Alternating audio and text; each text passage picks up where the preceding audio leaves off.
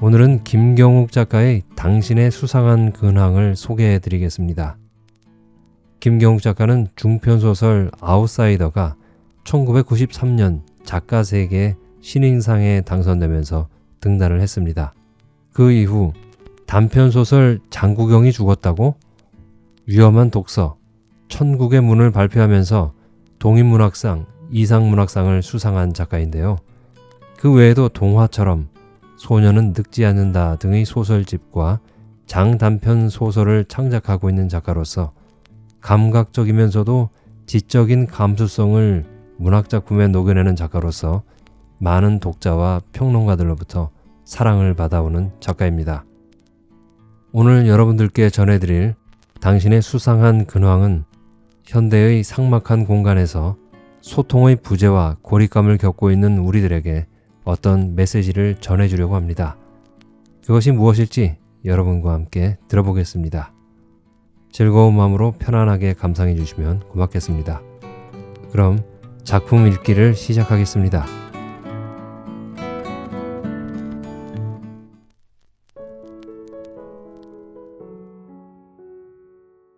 당신의 수상한 근황. 김경욱. 폭설입니다. 오후 들어 집중적으로 내린 눈으로 이 시각 현재 서울 시내 대부분의 간선도로가 극심한 교통체증을 빚고 있습니다. 특히 강변북로 서강대교에서 마포대교 사이 구간은 눈길에 미끄러져 전복된 차량 때문에 교통 흐름이 꽉 막힌 상태입니다. 신속한 처리가 요구되지만 뒤엉킨 주변 차량 때문에 구조팀의 접근이 지체되고 있습니다. 바람이 강하게 불면서 기온이 큰 폭으로 떨어진 탓에 쌓인 눈이 그대로 얼어붙어 모든 한강다리를 건너기가 수월치 않습니다.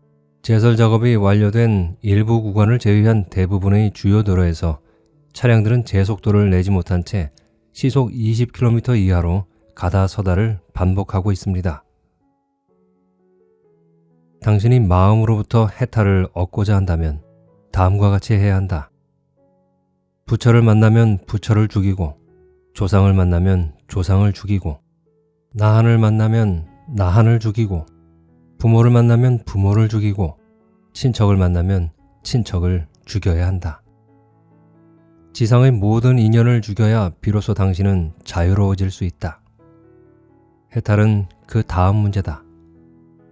당신이 눈먼 보험금을 타내고자 한다면 부처를 만나면 부처를 속이고, 조상을 만나면 조상을 속이고, 나한을 만나면 나한을 속이고, 부모를 만나면 부모를 속이고, 친척을 만나면 친척을 속여야 한다. 그리고 무엇보다 내 눈을 속여야 한다. 빙고! 눈 밝은 당신의 짐작대로 눈먼 보험금을 주머니에 넣으려는 자들을 색출하는 일로 나는 입에 풀칠한다. 세상에는 두 가지 부류의 인간이 있다. 보험에 가입한 인간과 그렇지 않은 인간. 보험에 가입하지 않은 이유는 10인 10색이지만 보험에 가입하는 이유는 둘 중 하나다. 대부분의 선량한 고객들이 그러하듯 미구에 닥칠지 모를 굳은 날을 대비하기 위함이 그 하나이고, 일부 파렴치한 자들이 그러하듯 부정하게 돈벼락을 막기 위함이 나머지 하나다. 후자의 인간들은 보험을 긁기만 하면 대박이 터지는 복권쯤으로 생각한 나머지 자신의 손가락을 절단하기도 하고 안진뱅이 연기를 하기도 하고 심지어 살인을 저지르기도 한다. 만일 당신이 보험을 복권쯤으로 생각하는 사람이라면 언젠가 나와 맞닥뜨리게 될 것이다. 이 세상에는 남을 속이지 않으면 살아갈 수 없는 자들이 있게 마련이고, 그런 자들을 상대하는 것이 내 직업이니까. 그러니 보험에 가입해 돈벼락을 맞으려는 당신에게 나는 하나의 악몽이 될 것이다. 당신이 노리는 보험금을 걸고 맹세컨대 실망하는 일은 결코 없을 것이다. 악몽을 꿨어. 전화기에서 흘러나오는 목소리의 주인공은 아내였다.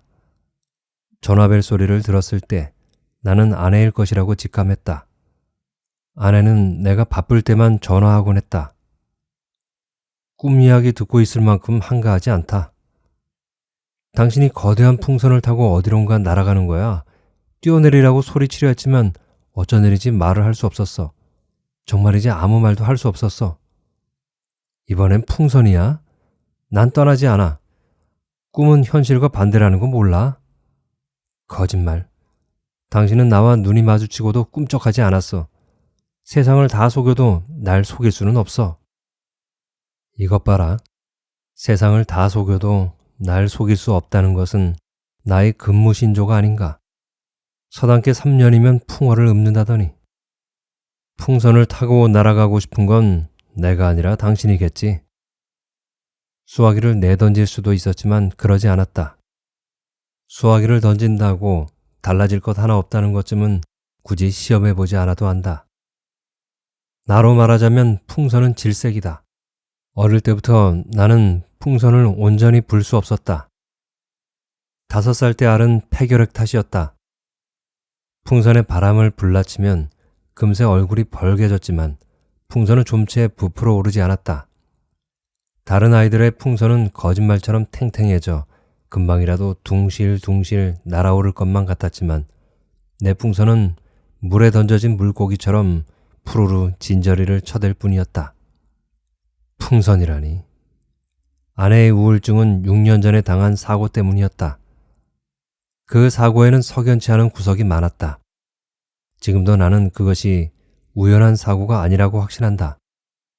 주위 사람들은 운이 좋지 않았을 뿐이라고 위로했지만 나는 그 말에 동의할 수 없다. 운이 좋지 않았다고 말하기엔 그 사고로 내가 잃은 것이 너무나 뼈 아팠다. 무엇보다 그 사고가 발생하기까지 덧칠해진 우연에는 고약한 냄새가 났다. 그것은 범죄의 냄새였다. 차라리 그때 나는 죽어버렸어야 했다. 그러나 사고 다발 지역이라 함부로 추월을 시도해서는 안 된다는 것을 알면서도 무리하게 엑셀을 밟았던 나는 무릎과 팔꿈치에 가벼운 타박상만 입었다. 조수석에 타고 있던 임신 8개월이던 아내의 머리에서는 피가 흘러내렸다. 사고 2달 후 태어난 아이는 여태 말을 하지 못했다. 강대리, 하반신마비 위장권 보고서는 다 됐나? 팀장이 나에게 물었다. 거의 다 됐습니다. 하반신마비 위장권이라면 최근에 맡았던 사건이다. 30대 남자가 교통사고로 척추를 다쳐 하반신 불수가 됐다며 6억 원의 보험금을 청구했다. 피보험자가 한창 경제활동을 할 나이인데다 보험 가입 당시 메디컬 언더라이팅 결과 우량으로 분류되었던 터라 보험 금액이 상당했다. 이름을 대면 알만한 병원의 진단서까지 첨부된 상태였기에 회사에서는 보험금 지급을 기정사실로 받아들이는 분위기였다. 일처리가 깐깐하기로 업계에서 오른편에 설 자가 없다는 팀장조차 별다른 이의를 제기하지 않았다. 제출된 서류는 흠잡을 데 없이 완벽했다. 하지만 지나칠 정도의 완벽함이 오히려 내 눈길을 사로잡았다. 냄새가 났다. 더구나 교통사고 상해건이라면 나는 눈에 불을 켰다. 동료들은 괜한 헛수고 말라고 충고했다. 세상 사람이 모두 사기꾼은 아니라고 말하기도 했다. 나는 직감을 믿고 밀어붙이기로 했다. 곧바로 조사에 착수했다. 병원에 찾아가 입원 중인 피보험자를 인터뷰하고 진단서를 작성한 담당 의사를 만나보았지만 이렇다 할 단서를 찾을 수 없었다. 매달릴 곳은 결국 현장밖에 없었다. 사고 장소는 평상시 불법 유턴하는 차량이 많기로 소문난 곳이었다. 피보험자의 차량은 정상적으로 직진하다 불법으로 유턴하는 차의 옆구리를 받쳤다. 사고를 낸 운전자에 따르면 맞은편에서 오는 차량이 없다고 생각했는데 눈 깜짝할 사이에 피보험자 차가 나타났다고 항변했다. 그러나 그 사내는 자신이 불법 유턴했다는 사실 때문에 자신 있게 이야기하지는 못했다. 경찰의 협조를 구해 사고 당시 현장을 찍은 사진들을 분석했다. 스키드마크의 진행 방향과 농도를 근거로 충돌 당시 피보험자의 자동차에 가해졌을 충격의 강도를 산출했다. 물리학 서적을 뒤적거리며 내가 얻은 결과가 크게 틀리지 않다면 하반신 마비라는 주장은 아무래도 미심쩍었다. 자동차 정비업소에 가보니 피보험자의 자동차는 벌써 폐차 처분했단다. 이례적이다 할 정도로 신속한 처리였다. 조사는 벽에 부딪혔다. 결정적 물증은 나오지 않았지만 나는 포기하지 않았다. 사고를 당한 후 지난 세월 동안 그나마 정신을 놓지 않고 버틸 수 있었던 것도 갈 때까지 가보자는 집념 덕분이었는지 모른다. 회사 동료들은 언젠가 술자리에서 집요한 승부욕이라고 했다. 승부욕이든 뭐든 나는 개의치 않는다. 사기꾼을 많이 잡아내면 회사는 보험금 지급을 줄여서 좋고 나는 연봉이 올라간다.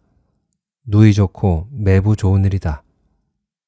유감스럽게도 승산은 많지 않아 보였다. 마지막 승부수를 던지는 수밖에 없었다. 나는 놈의 일거수일투족을 체크하기로 했다. 놈이라는 호칭을 불편해할 필요는 없다. 사기꾼에게는 그것도 과분한 것이니. 놈은 점심 식사 후 혼자서 병원 근처 공원으로 바람을 쐬러 나갔다. 멀쩡한 육신이 침대에만 누워 있으려니 좀이 쑤셨겠지. 회사에도 들르지 않고 병원으로 곧장 출근한 지 나흘째 되던 날이었다. 그날도 어김없이 놈은 점심을 먹고 병원을 나섰다. 나는 놈이 눈치채지 못하도록 멀찌감치 뒤처져 미행했다. 놈은 휠체어 바퀴를 손수 밀며 공원으로 향했다. 평상시에도 인적이 드물었는데 주중인데다 흐린 날씨 때문에 더욱 한산했다. 말이 공원이지 어슬렁거리며 돌아도 채 20분도 걸리지 않을 손바닥만한 녹지 공간에 불과했다. 놈은 산책로를 따라 천천히 휠체어를 움직였다. 갑자기 비가 쏟아졌다. 한여름의 소나기처럼 거세게 내리는 비였다. 자신에게 닥친 상황을 이해할 수 없다는 듯 놈은 쏟아지는 빗발이 허공에 그려놓은 무의미하게 여겨지는 사선들을 망연히 올려다보았다. 잠시 후 놈은 머리칼이 듬성듬성한 머리를 두 손으로 감싸는가 싶더니 휠체어에서 벌떡 일어나 나무가 우거진 곳을 향해 뛰었다. 정말이지 늠름하게 달렸다. 달려라, 달려. 나는 마음속으로 응원했다. 놈이 달리는 모습은 내 손에 들려있던 캠코더에 선명하게 찍혔다. 보험금 지급은 취소됐다. 나는 가끔 생각한다. 6억 원의 보험금을 놓친 대가로 그 얼간이가 지켜낸 머리카락은 몇 올이나 될까? 보고서를 팀장에게 제출하고 담배를 태우기 위해 건물 옥상으로 올라갔다. 어두워진 하늘은 금방이라도 뭔가를 쏟아부을 듯 도시의 스카이라인 가까이 음울하게 주저앉아 있었다. 근원을 짐작할 수 없는 곳으로부터 바람이 불었다. 나는 바람이 불어오는 쪽을 가늠하며 고개를 들었다. 바람은 제법 매서웠다. 그날도 낮게 드리워진 어두운 하늘은 사무들의 경계를 되레 선명하게 부각하고 있었다. 바람 쐬러 강화도에 가는 길이었다. 외길 차선을 가로막은 승합차가 앞길이 훤히 뚫렸는데도 서행했다. 배가 부른 아내가 옆자리에 타고 있던 터라 과속할 수도 없는 처지였지만 승합차는 참을 수 없을 만큼 천천히 주행하고 있었다. 욕지기가 절로 나올 정도였다. 몇 차례 경적 소리에도 꿈쩍 않던 승합차가 길가 쪽으로 바짝 붙으며 미등을 깜빡였다. 추월하라는 신호였다. 그곳은 급하게 커브를 이루는 구간이었지만 나는 30분 넘게 승합차 꽁무니만 바라보던 터라 무심코 핸들을 꺾고 엑셀을 밟았다. 그때 믿을 수 없는 일이 벌어졌다. 승합차가 갑자기 속도를 높이는가 싶더니 맞은편 차선으로 승용차가 튀어나왔다. 필사적으로 핸들을 길가 쪽으로 꺾으며 나는 똑똑히 보았다. 맞은편에서 달려온 차를 몰던 사내가 눈을 질끈 감고 있던 것을. 그 사고로 추간판 탈출증 진단을 받은 사내는 네 곳의 보험사로부터 도합 20억 원의 보험금을 탔다. 승합차 운전자도 한패였을 것이다. 담배는 썼다. 휴대전화가 울렸다. 앱이다. 어쩐 일이십니까? 자식한테 전화하는데 꼭 무슨 일이 있어야 하냐? 근무 중입니다. 용건만 말하십시오. 보일러가 또 말썽이다. 뭐가 잘못됐는지 온도를 아무리 높여도 냉방이 따로 없다. 기술자가 조금 전에 다녀갔는데 보일러가 고장나고 파이프도 낡아서 물이 제대로 돌지 못한다며 보일러는 새 것으로 바꾸고 파이프도 청소해야 한다는구나. 기름 보일러는 연료가 많이 드니 이참에 가스 보일러로 바꾸는 게 나을 거라는데 얼마면 된답니까? 나는 별 생각 없는데 내 엄마는 그게 아닌가 보다. 자고 나면 온 뼈마디가 저리다고. 그러니까 얼마면 된답니까? 몇백은 든다는데 정확한 금액은 업자한테 자세히 물어봐야 알겠지. 업자한테 물어보고 다시 전화하세요. 미나는 여태 말을 못하냐? 손주와 대화하고 싶으면 수화를 배우셔야 할 겁니다. 어린 것이 무슨 죄를 졌다고. 전화 끊습니다. 무슨 죄를 졌냐고? 세상의 언어를 배우지 못한 아이가 무슨 죄를 지을 수 있겠는가? 죄라면 이 세상에 태어난 게 죄겠지. 아이가 언어장애라는 이야기를 들었을 때 나는 의사가 내뱉은 말의 의미를 이해할 수 없었다. 말을 할 수 없냐는 뜻이냐고 반문했다. 의사는 표정 하나 변하지 않고 그렇다고 대답했다. 아내는 아이를 붙들고 눈물을 흘리다 까무러치곤 했다. 단순한 사고가 아니라 보험금을 노린 계획적인 범죄였다는 내 항변에 귀 기울이는 사람은 아무도 없었다. 자기 잘못을 남에게 덮어씌운다며 비겁한 놈이라고 비난하는 사람도 있었다. 심증은 확고했으나 물증은 전무했다. 살아있는 사람을 나는 믿지 않기로 했다. 업무부에 근무하던 나는 보험사기 범죄를 다루는 조사지원팀으로 자리를 옮겼다. 자원한 일이었다. 살아있는 자들을 믿지 않았으므로 나는 보험사기 클레임 분야에서 금세 두각을 나타냈다. 작년부터 아내는 수화를 배우기 시작했다. 중앙선 침범에 의한 교통사고 건에 관한 클레임 자료를 볼 때마다 나는 피가 거꾸로 솟았다. 입이 아닌 손가락을 놀려 아이에게 해줄 말이 나에게는 아직 없다. 무슨 생각을 그렇게 하세요?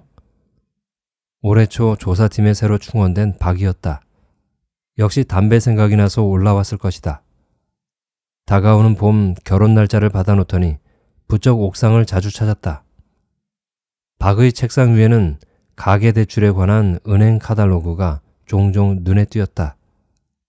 생각 같은 건 없이 산 지 오래다. 선배, 이번에도 한 건 하셨다면서요? 대체 비결이 뭐예요? 비결 따위는 없다. 다만 의심하고 또 의심하라. 그 정도면 충분해. 허리 디스크인지 아닌지 미심쩍은 혐의자가 있는데 어떻게 확인하죠? 엑스레이 사진 들고 의사를 찾아가도 사진상으로는 판독이 어렵다며 고개를 절레절레 흔드니 혐의자가 지나가는 길목에 1,000원짜리 지폐를 떨어뜨려 잠복하고 있다가 돈을 줍기 위해 허리를 굽히는 걸 캠코더에 받기만 하면 되겠군요. 더 확실한 방법을 원한다면 더 확실한 방법이 있어요? 10,000원권 지폐를 떨어뜨려라. 과연 박은 몇 모금 빨지 않은 담배를 바닥에 던지고 급히 사무실로 향했다. 캠코더를 챙겨 들고 발바닥에 불이 나도록 출동하겠지. 박은 10중 8구 10,000원짜리를 떨어뜨릴 것이다. 초짜들이란 의욕만 앞세우게 마련이니까. 팀장이 그 방법을 말해 주었을 때 나도 처음에는 10,000원짜리를 떨어뜨렸다. 그러나 1,000원짜리나 10,000원짜리나 효과는 크게 다르지 않았다. 중요한 것은 금액이 아니라 지폐라는 사실 그 자체니까. 눈에 잘 띄기로 치자면 푸르스름한 세종대왕보다는 붉은 이황이 더 효과적일지 모른다. 아직도 슬픈 영화를 보면 눈시울을 붉힌다는 박은 조만간 자신의 무책임한 감상을 부끄러워하게 될 것이다. 한 해의 보험 사기로 새 나가는 돈이 500억이다. 눈물은 알코올 중독자들이나 흘리게 내버려 두어라. 이 세상에서 눈물로 해소할 수 있는 것은 한순간의 감상뿐이다. 바람이 분다. 차가워서 더욱 상쾌한 바람이다. 근원을 알 수 없는 곳에서 불어오는 바람결에 크리스마스 캐럴이 실려오는 것 같기도 하다. 벌써 크리스마스인가? 크리스마스의 도시는 난생 처음 데이트 신청을 받은 사춘기 계집아이처럼 들떠 있다. 구두쇠로 소문난 팀장이 크리스마스 선물이라면서 팀원 모두에게 즉석 복권을 나누어 주었다. 순식간에 사무실이 왁자해졌다. 모두 복권 긁느라 여념이 없었다. 한 번도 복권이라는 것을 사본 적이 없는 나는 바닥바닥한 종이 조각을 주머니에 쑤셔 넣었다. 이쪽에서 주도권을 줄 수 있는 가능성이 제로라는 점에서 나는 복권의 흥미를 느끼지 못한다. 복권은 나약한 영혼들이나 즐기는 것이다. 나는 차를 몰고 목동의 아파트 단지로 향했다. 새로운 사건을 맡아 현장 조사하러 가는 길이었다. 연말이 코앞이다. 시답지 않게 복권이나 긁고 있느니 한 건이라도 더 올리는 편이 연봉 고과에 도움이 될 것이다. 피보험자는 목동에 사는 30대 여자였다. 공교롭게도 대학 시절 사귀었던 여자애와 이름이 같았다. 이름만 같은 게 아니라 헤아려 보니 나이도 동갑이었다. 보고서나 작성하고 있자니 몸이 근질거렸다. 의자에 엉덩이를 붙이고 있으면 쓸데없는 생각에 사로잡히곤 했다. 맞은편에서 달려오던 차와 충돌할 때의 광경이 집요하게 떠올랐다. 사무실 의자에 앉아 잿빛 도시를 조감하고 있노라면 까닭 모를 분노가 들끓었다. 사기꾼들과 온몸으로 부딪히는 현장에서 비로소 나는 평안했다. 그 건의 담당자는 박이었지만 내가 맡겠다고 나섰다. 선배님 같은 베테랑이 이런 잔챙이를 상대하셔야 되겠어요? 라고 너스레를 떨었지만 10,000원짜리 지폐로 재미를 톡톡히 본 박은 흔쾌히 사건을 넘겼다. 박의 지적대로 덩치가 작은 클레임이었다. 해결해봤자 빛이 날 리 없다. 여자는 샤워 도중 욕실에서 미끄러져 코뼈가 부러졌다며 보험금을 청구했다. 보험에 가입한 지 일주일 만의 일이었다. 고전적인 수법이었다. 박수연, 흔한 이름이네요. 박은 관련 파일을 나에게 건네며 보일 듯 말 듯 미소를 지었다.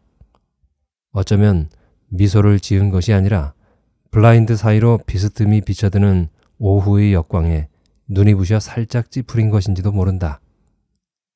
보험에 가입한 지 일주일 만에 사고를 당했다는 것은 아무래도 수상쩍었다. 살아있는 사람을 믿지 않는 것처럼 나는 우연을 믿지 않는다. 보험회사는 적십자사가 아니다. 내가 아는 박수연은 유난히 자존심이 강했다. 남에게 책 잡힐 일은 절대 하지 않았다. 욕실에서 넘어져 코뼈가 부러졌다는 금방 들통날 거짓말로 보험금을 청구하거나 할 타입이 아니었다. 박수연은 집에 있었다. 욕실에서 미끄러져 코뼈가 부러졌다는 여자는 내가 아는 박수연이었다. 그녀를 마지막으로 본 것은 10년 전이었다. 디자인 공부를 하겠다며 미국으로 떠난 그녀는 기다리라는 말도 기다리지 말라는 말도 남기지 않았다. 당연한 일이었다. 아무것도 확신할 수 없는 나이였으니까. 기다리겠다는 말을 나는 차마 할 수 없었다. 3년 동안 사귀었지만 울컥하는 마음에서라도 어떻게 너를 혼자 보내? 나랑 같이 가자. 라는 말조차 꺼내지 못했다. 박수연이 출국하던 날 김포공항에는 엷은 안개가 달무리처럼 흘렀다. 비행기가 뜨지 못할 정도의 안개는 아니었다. 그녀가 탄 비행기가 시야에서 사라질 때까지 지켜보았는지 잘 모르겠다. 그녀가 미국으로 떠나고 한동안 편지를 주고받았다. 시간이 지나면서 편지도 뜸해졌고 그녀와 나는 각자의 삶에 골몰했다. 그러다 친구로부터 그녀에 관한 소식을 듣게 되었다. 우리가 헤어졌다는 사실을 문득 깨달은 것은 그때였다. 박수연은 코뼈가 무너져 깁스를 하고 있었다. 말도 안 돼. 보험사에서 나왔다며 인사를 하는 나를 바라보다 박수연은 그렇게 외마디 소리를 내뱉었다. 10년 만에 만나게 된 옛 남자친구에게 건넨 인사치고는 그리 호의적이지도 감상적이지도 않았다. 호의적이지 않다는 것은 마음에 걸렸지만 감상적이지 않다는 것은 마음에 들었다. 살아있으니 만나는구나. 그래, 여전하구나. 넌 좋아 보인다. 알 수 없는 이유로 나는 솔직하지 못했다. 그녀는 여전하지 못했다. 몇 사람 건너 들리던 소문과는 달리 지난 세월이 그녀에게는 만만하지 않았던 것일까. 시원스러운 이목구비는 여전했지만 잔주름이 자글자글한 눈 밑에는 그늘이 선연했다. 코에 깁스를 했다는 사실을 감안하더라도 애써 짓는 미소로도 지울 수 없는 어둠이 얼굴에 자리 잡은 지 오래인 듯했다. 10년 만에 만났지만 할 말이 많지 않았다. 현관 앞에서 어정쩡하게 서 있던 나는 깜빡하고 있었다는 듯 주머니에서 명함을 꺼내 건넸다. 그녀는 미간을 모은 채 명함을 필요 이상으로 오래 들여다보았다. 숨은 그림을 찾아내려는 표정 같기도 했지만 그녀는 내 명함에서 찾아낼 것이 아무것도 없었다. 찬찬히 보니 그녀는 내 명함의 글씨를 읽는 것이 아니라 다른 생각에 빠져 있는 것 같기도 했다. 그녀가 지난 10년 동안의 내 삶에 대해 관심을 가지리라는 낭만적인 상상은 접기로 한다. 내가 알던 박수연은 지난 일을 돌아보는 것은 자존심에 어긋나는 짓이라고 생각하던 여자였다. 만일 그녀가 그때의 신조를 버렸다면 나는 몹시 실망하게 될 것이다. 그 옛날 내가 알고 지내던 박수연은 설령 욕조에서 샤워를 하다가 코뼈가 부러졌다 하더라도 당당해야 했다. 거실에는 커다란 상자가 여기저기 널려 있었다. 탁자 위에는 약봉투도 눈에 띄었다. 목동 약국이라고 적혀 있었다. 짐을 싸고 있었다고 박수연이 서둘러 말했다. 왠지 불필요한 변명처럼 들렸다. 커피라도 끓일까? 욕실을 볼 수 있어? 참, 그것 때문에 온 거지? 박수연의 목소리가 가늘게 떨렸다. 그녀는 어쩔 수 없다는 듯 눈을 내리깔고 욕실로 향했다. 안방과 작은 방 사이에 위치한 욕실은 여느 아파트의 그것과 다름없는 구조였다. 문을 열면 정면으로 보이는 벽에 대형 거울이 붙박혀 있고 거울 바로 밑에 세면기와 변기가, 오른쪽에는 욕조가 설치되어 있었다. 물방울 무늬가 프린트된 샤워 커튼이 욕조를 반쯤 가리고 있었다. 나는 박수연에게 넘어질 때의 상황에 대해 자세히 설명해달라고 요청했다. 그녀는 잠시 머뭇거렸다. 현장 검증에서 중요한 것은 사고 당시의 상황을 면밀히 검토하는 것이다. 현장은 정직하다. 6년 전 사고도 현장만 잘 찍어 놓았더라도 진실을 밝힐 수 있었을 것이다. 사진도 찍어야 해? 보험금 지급을 위한 형식적인 절차일 뿐이야. 나는 다시 한번 거짓말했다. 그녀가 원하는 것은 보험금이었고 내가 원하는 것은 진실이었다. 박수연도 알고 있을 것이다. 내가 거짓을 말하고 있다는 것을. 서로 거짓을 말함으로써 가까스로 대면할 수 있다는 것을. 박수연은 팔짱을 낀 채 내 행동을 지켜보았다. 20평 남짓한 아파트의 하나뿐인 욕실은 비좁았다. 카메라의 위치를 옮길 때마다 팔꿈치가 박수연의 몸에 닿았다. 내 팔꿈치가 닿을 때마다 그녀의 몸이 움찔거렸다. 샤워를 하다 미끄러졌어. 중심을 잃고 앞으로 넘어지다 욕조에 코를 박고 말았던 거야. 순식간에 벌어진 일이었어. 욕조 표면에는 물때가 검게 내려앉아 있었다. 욕조에 물을 살짝 끼얹고 나는 양말을 벗은 채 욕조 안으로 들어갔다. 박수연은 고개를 돌려 거울로 시선을 던졌다. 거울 속의 얼굴은 입을 앙다물고 있었다. 꼭 그렇게까지 해야겠냐고 투덜거린다 해도 별로 놀랄 것 없을 표정이었다. 행복하니? 박수연이 물었다. 어쩌면 그것은 환청이었는지 모른다. 사고가 나기 전날 그녀가 결혼한다는 소식을 대학 동창으로부터 듣게 되었다. 물기 묻은 욕조 바닥은 미끌미끌했다. 샤워 커튼 바꾼 적 있어? 작년에 이사 왔을 때 달고 그대로 쓰고 있어. 샤워 커튼은 멀쩡했다. 욕조에서 미끄러져 코가 깨질 정도라면 본능적으로 샤워 커튼을 붙들었을 텐데 어느 한 곳 뜯기거나 늘어난 흔적 없이 말끔했다. 박수연은 보험금을 탈 수 없을 것이다. 무엇 때문에 박의 담당 사건을 가로채 여기까지 왔을까 하고 나는 자문해 보았다. 확인하고 싶었던 것이 대체 무엇이었는지 나는 짐작조차 할 수 없었다. 나한테 더 하고 싶은 말 없어? 박수연에게 나는 마지막 기회를 주었다. 한때 연인이었던 사내로서 그녀에게 자존심을 지킬 수 있는 마지막 기회를 주기로 했다. 나로서는 예외적인 관용이었다. 지난 세월 무슨 일을 겪었는지 알 수 없지만 그녀는 이미 바닥까지 떨어진 상태라는 것만은 자명했다. 그 바닥의 깊이를 차마 가늠할 수 없었다. 미안해. 무엇이 미안하다는 것인지 나로서는 요령부득이었다. 기분이 유쾌하지 못했다. 찜찜한 기분으로 박수연의 집을 나서며 나는 생각했다. 코뼈는 어쩌다 저리 된 걸까? 혐의를 입증할 증거를 찾기 위해 탐문조사에 착수했다. 윗집은 비어있는 듯 배를 눌러도 인기척이 없었다. 다행히 아랫집에는 사람이 있었다. 아랫집에서 제법 쓸만한 정보를 얻었다. 아랫집 여자의 말에 의하면 박수연의 집에서는 부부싸움 하는 소리가 자주 들렸다고 했다. 한밤중에 치고받고 물건을 던지는 소리에 잠을 이루지 못한 적이 많았다고 했다.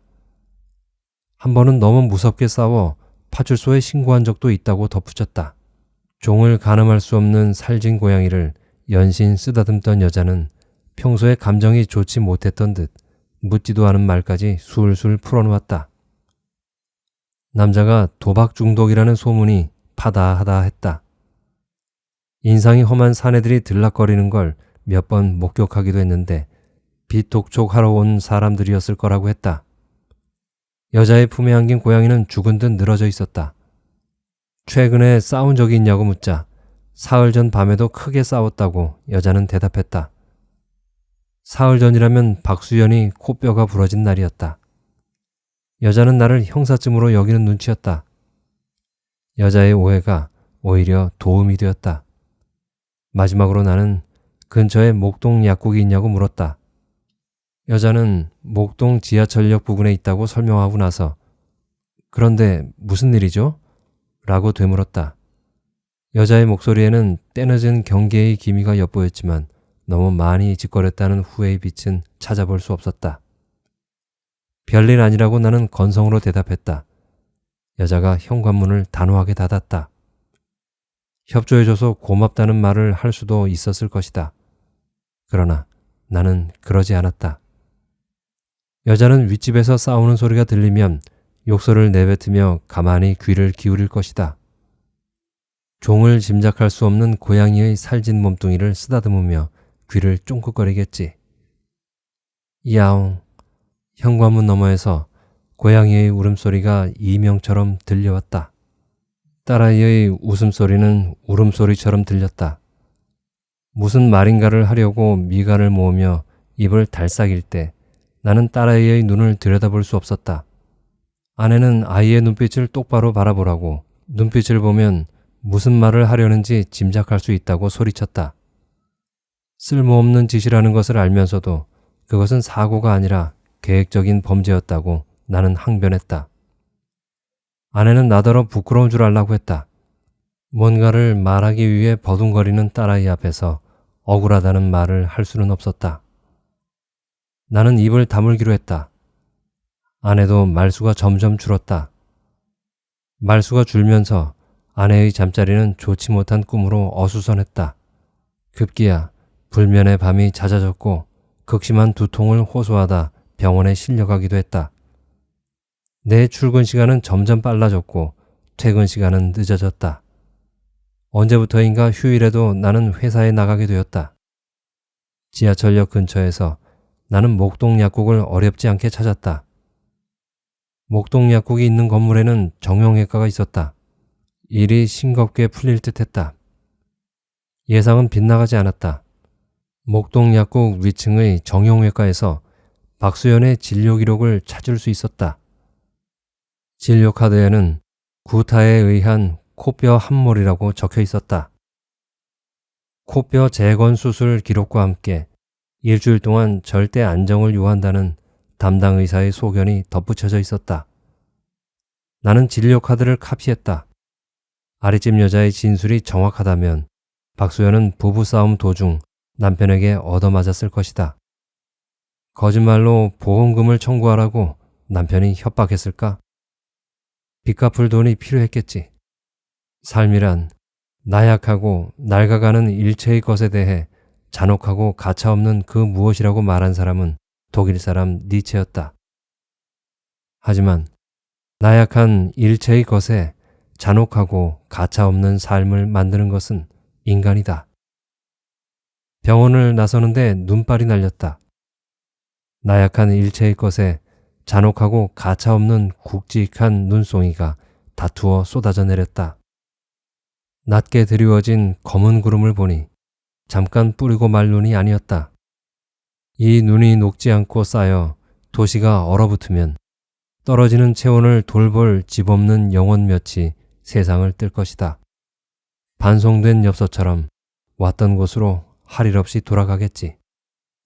얼어 죽은 자들의 영혼은 겨울 밤하늘에 별로 박힌다는 동화를 믿는 아이들은 이제 없다. 나는 차에 올라타 시동을 걸었다. 휴대전화가 울렸다. 박수연이었다. 나에게 할 말이 있다 했으며 바쁘지 않다면 얼굴을 보며 얘기하고 싶다고 했다. 밖에서 보자는 제안에 나는 선선히 동의했다. 짐을 꾸리다만 상자가 어수선하게 널려있는 그녀의 집에 다시 들어가는 것은 마뜩찮은 일이었다. 박수연이 사는 아파트 단지 입구 맞은편 쇼핑센터 2층에 있는 카페에서 만나기로 약속하고 전화를 끊었다. 쇼핑센터 주차장에 차를 세우고 나오는데 다시 휴대전화가 울렸다. 이번에는 여동생이었다. 여동생은 첫눈이라고 호들갑을 떨었다. 그러고 보니 올 겨울에 눈 구경한 적이 아직 없었다. 첫눈 오는데 뭐하고 있냐고 여동생이 물었다. 10년 전에 헤어진 옛 애인을 만나러 가는 중이라고 했다. 오래 살고 볼 일이라고. 오빠도 농담할 줄 안다며 키득거렸다. 농담이 아니라고 할까 하다가 그만두었다. 용건이 뭐냐? 오빠, 나 공무원 시험 준비하기로 결심했어. 여동생은 대학 졸업하고 3년이 넘도록 직장을 구하지 못했다. 남들 다 가는 어학연수 한 번 못 가서 취직을 못하는 거라고 입버릇처럼 말했다. 면접에서 몇 번 떨어지더니 작년 여름에는 쌍꺼풀 수술하겠다며 손을 벌렸다. 취직만 하면 이자까지 얹어주겠다는 다짐을 나는 한 귀로 흘렸다. 고향의 노인네들은 조신하게 집에 붙어있다 시집이나 가라고 성화를 내다가도 결혼하려면 적어도 1,000만 원은 있어야 한다는 여동생의 말에 입을 다물었다. 평생 동사무소에서 민원 소리만 뒤적거리다 재작년에 퇴직한 아버지는 은퇴 후 딴 사람이라고 의심할 정도로 늙어 보였다. 다음 달부터 아파트 경비원으로 일하게 됐다고 했던 것 같기도 하다. 죽어도 공무원은 안 한다던 여동생은 어느새 공무원 예찬론자가 되어 있었다. 30대도 명예퇴직하는 요즘 같은 세상에 정년 보장해 주는 데가 어디 있냐고 했다. 요점만 말해라. 학원에도 등록해야 하고 책값도 필요해. 얼마나 필요하냐고 물었다. 동생은 60만 원이라 했다. 2달치 종합반 등록금이 40만 원에 책값이 20만 원이라고 소상히 내역을 밝혔다. 알겠다고 대답하고 나는 휴대전화를 끊었다. 눈발이 더욱 거세졌다. 바람이 불어 눈송이는 쉽사리 지상에 떨어지지 못하고 허공에서 자맥질했다. 지상에 닿으면 끝장이라는 사실을 알고 있다는 듯 필사적으로 솟구쳤다. 귀를 가만 기울이면 눈송이들이 내지르는 비명소리가 들려올 것 같기도 했지만 도시는 크리스마스 캐럴의 무방비로 노출되어 있었다. 눈송이들의 불가해한 움직임을 망연히 바라보았다. 무엇 때문에 그곳에 서 있는지 나는 잠시 후 깨달았다. 박수연의 진료카드 복사본이 들어있는 서류 봉투를 만지작거리며 쇼핑센터 계단을 천천히 올랐다. 서두를 이유는 없었다. 칼자루를 쥐고 있는 것은 나였으니까. 칼자루? 생각해보니 조금 우습기도 하다. 박수영과 나 사이에 사사로이 베어낼 것은 이제 아무것도 없다. 그녀는 다만 보험 사기의 유력한 혐의자이고 나는 그런 자들을 발본색원하는 직업을 가졌을 뿐이다. 비즈니스에 감정이 개입돼서는 곤란하다. 상대가 10년 만에 만난 옛 애인이고 오늘이 눈 내리는 크리스마스 이브라고 해도 달라질 건 없다. 카페로 올라가는 계단은 버려진 어느 유적의 낭하처럼 어둡고 길었다. 할 말이라는 게 뭐지? 주문한 커피를 한 모금 마신 후 나는 박수연에게 단도직입 질문을 던졌다. 그녀는 미리 나와 나를 기다리고 있었고 내가 들어서자 어색하게 손을 들기도 했다. 내가 자리에 앉자 계속 창밖에 시선을 던졌다. 트레이닝복 대신 크림색 투피스를 입은 탓인지 코의 깁스가 더욱 도드라져 보였다. 그때 내가 유학을 떠나지 않았더라면 어떻게 됐을까? 그것은 혼잣말처럼 들렸다. 한 번도 생각해 본 적 없어서 모르겠다. 그 영화 제목이 뭐였지? 헤어진 연인이 눈 내리는 주유소에서 우연히 다시 만나면서 끝나는 영화 말이야. 남자의 주유소에 들른 여자의 차에서 여자의 애들이 내리는 장면 기억 안 나? 목동역 근처에 있는 정형외과에 다녀왔어. 서울 정형외과던가? 나는 진료카드 복사본이 들어있는 서류 봉투를 탁자 위에 내밀었다. 주유소가 아니라 자동차 정비소였던가? 그녀는 여전히 창밖을 바라보고 있었다. 겨냥한 곳을 짐작할 수 없는 망연한 시선이었다. 그녀가 눈을 깜빡였다. 진료카드를 복사했다. 박수연의 얼굴이 굳어졌다. 그녀가 나를 쏘아보았다. 잠깐 10년 전의 눈빛이 되살아나는 듯했다. 그러나 그 눈빛은 이내 쓰러지고 말았다. 욕조에서 넘어졌다는 건 거짓말이야. 남편 짓이야? 박수연의 눈꺼풀이 파르르 떨리는 것처럼 보였다. 칼자루를 나는 휘두르고야 말았다.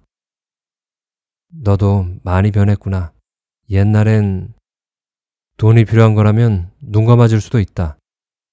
나쁜 자식. 계산은 내가 할게. 나는 자리에서 일어났다. 그때 그녀가 유학을 떠나지 않았다면 우리는 어떻게 되었을까? 그 질문은 다음과 같은 질문과 동일한 것이다. 내가 만일 붙들었다면 그녀가 유학을 포기했을까? 둘 다 부질없는 질문이라는 뜻이다. 그녀가 끝내 기억해내지 못한 영화의 제목은 쉘브르의 우산이었고 마지막 장면의 무대는 아마도 정비소가 아니라 주유소였을 것이다. 나는 회사 쪽으로 차를 몰았다. 진료 기록을 첨부해서 보고서를 올리면 박수연은 회사로부터 한 푼도 받지 못할 것이다. 그녀는 보험회사를 기웃거릴 게 아니라 가정폭력 상담소 같은 데를 찾아가는 게 나을 듯하다. 번지수가 한참 틀린 것이다.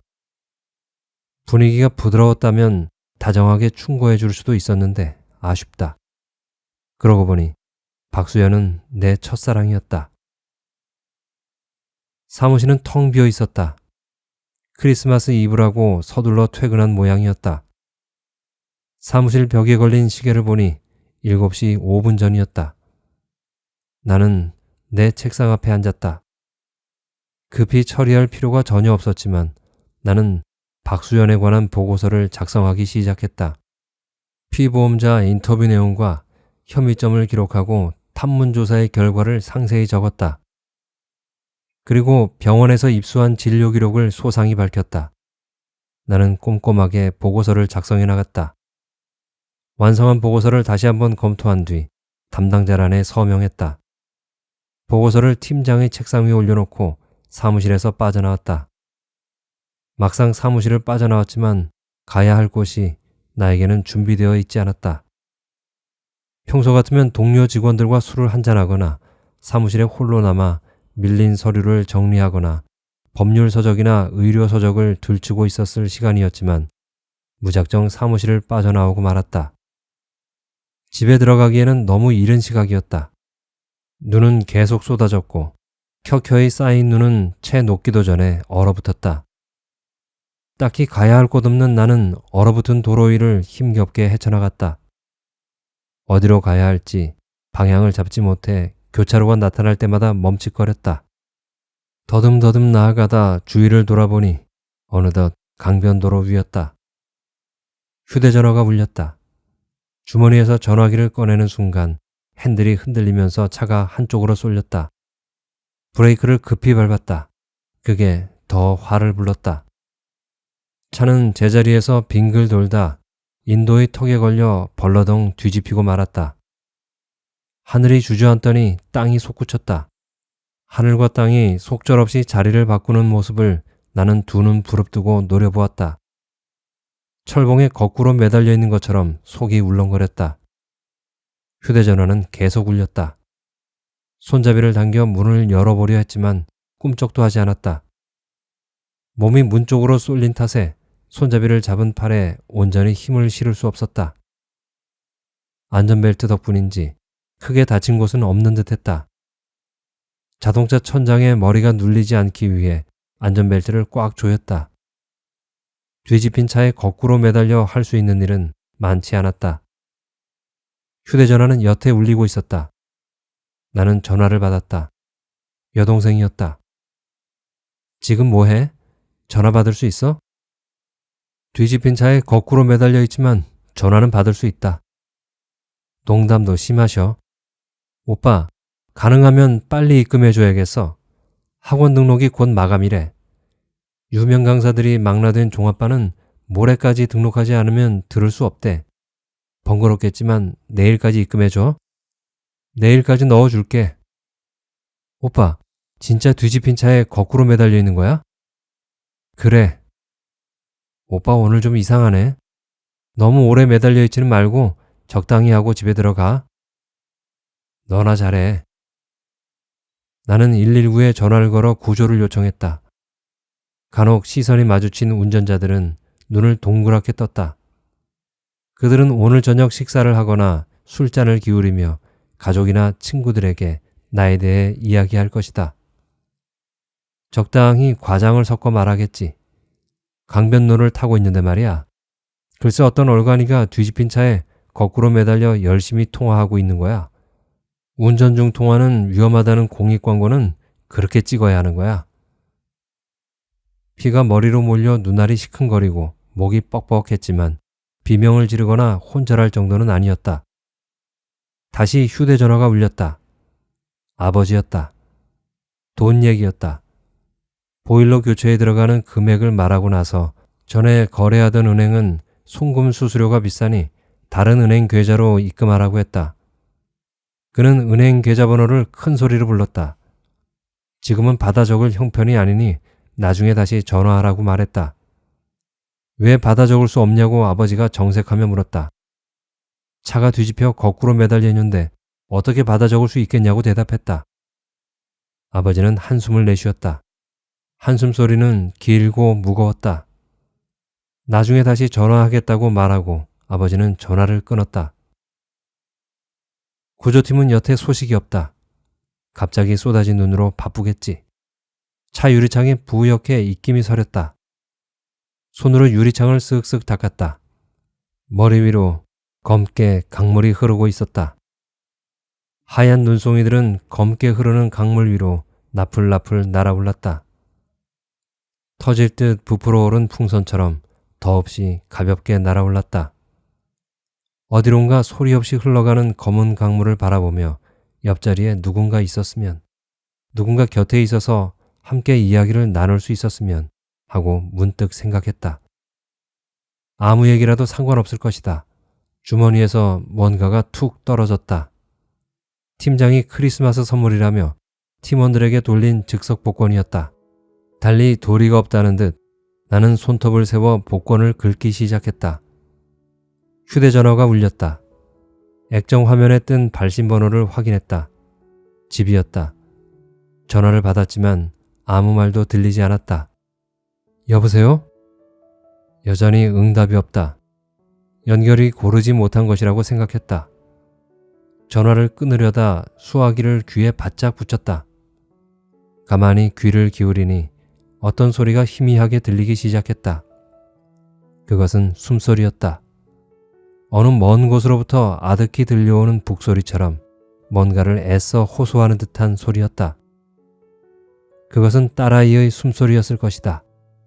말이 되지 못하고 소리에 불과한 웅얼거림이었다.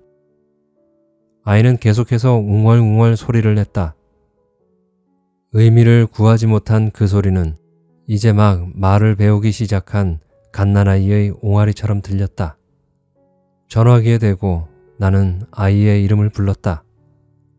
돌아오는 것은 의미를 헤아릴 수 없는 소리뿐이었다. 오래지 않아 전화는 끊어졌고 나는 흐느끼기 시작했다. 어쩌면 전화를 끊고 흐느끼기 시작했거나 흐느끼는 사이에 전화가 끊어졌는지도 모른다. 터져나오는 울음을 애써 참으며 나는 복권을 마저 긁기 시작했다. 멀리서 사이렌 소리가 들렸다.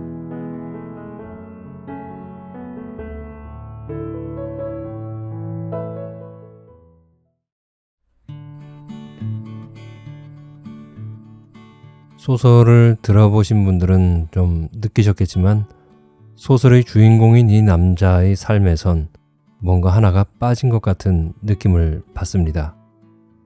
그게 뭘까 하고 읽으면서 내내 생각을 해봤는데 금방 딱 이거다 라고 말씀은 못 드리겠지만 제가 생각한 것들을 좀 말씀을 드려볼까 합니다.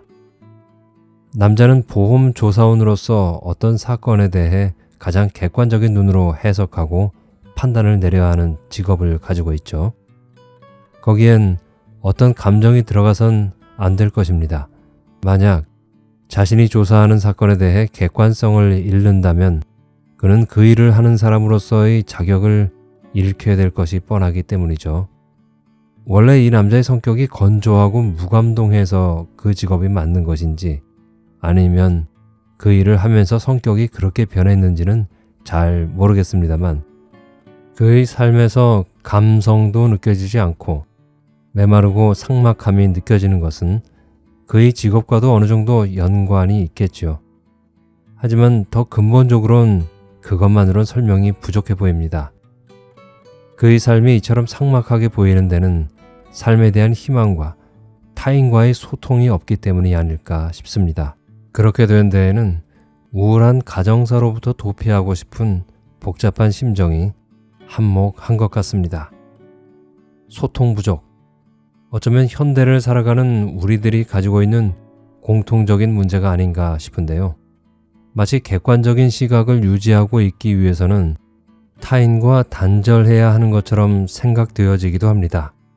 그래야 감정에 휘둘리지 않고 타당하고 객관적인 결론을 낼 수 있다고 생각하기 때문이죠. 근데 그것은 자신의 고립감만을 더욱 확대시킬 뿐입니다. 이러한 고립감 때문에 주인공의 삶이 무채색으로 보이게 된 것입니다. 그런데 마지막 부분에서 무채색으로 칠해진 이 남자의 삶에 한 줄기 무지개가 던져지는데요. 그것은 말을 못하던 딸아이의 전화로부터 들려온 옹알거림이었습니다. 비로소 거기에서 남자는 희망을 보게 된 것이죠. 그리고 삶에 대한 의지. 그것은 뒤집힌 차에서 우연을 믿지 않던 남자가 복권을 긁는 모습을 보여줌으로써 강하게 말하고 있습니다. 10년 전 연인을 만난 것도 전화 받다가 차가 뒤집힌 것도 결국은 우연 아닌가요? 여러분은 어떻게 생각하시나요? 지금까지 김경욱 작가의 당신의 수상한 근황을 읽어드렸습니다. 끝까지 들어주셔서 감사하고요. 다음에 뵐 때까지 건강하시고 행복하세요.